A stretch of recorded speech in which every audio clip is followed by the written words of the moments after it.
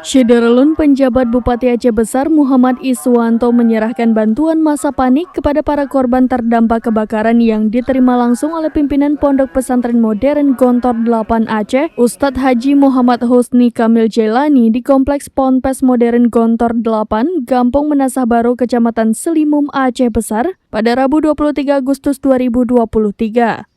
Bantuan yang diserahkan berupa makanan dan perlengkapan kepada pimpinan Ponpes Gontor 8. PJ Bupati Iswanto memberikan sembako yang sebagai bentuk kepedulian pemerintah Kabupaten Aceh Besar. Ia juga menghimbau agar semua pihak ikut membantu untuk meringankan beban korban kebakaran Ponpes Modern Gontor 8 ini. Selain itu, Iswanto juga menghimbau kepada masyarakat agar benar-benar teliti dan waspada terhadap peralatan listrik yang kerap menjadi penyebab kebakaran. Kebakaran merupakan musibah yang tidak dapat diprediksi kepada masyarakat untuk selalu berhati-hati dan berantisipasi agar tidak mengakibatkan peristiwa yang tidak diinginkan. Dari 365 orang santri, ada 118 orang santri dan 11 orang ustadz yang menempati bangunan asrama Ryan Aligard yang terbakar tersebut.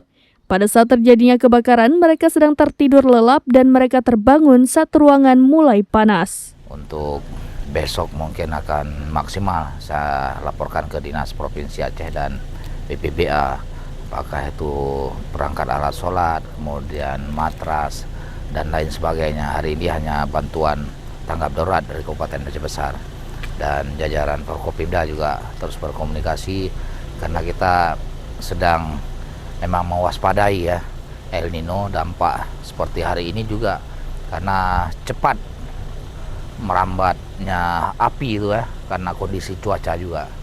Jadi kita himbau pada masyarakat supaya ya waspada, berhati-hati, tidak membakar sampah apapun yang bisa menyulutkan itu, apalagi meninggalkan setelah membakarnya.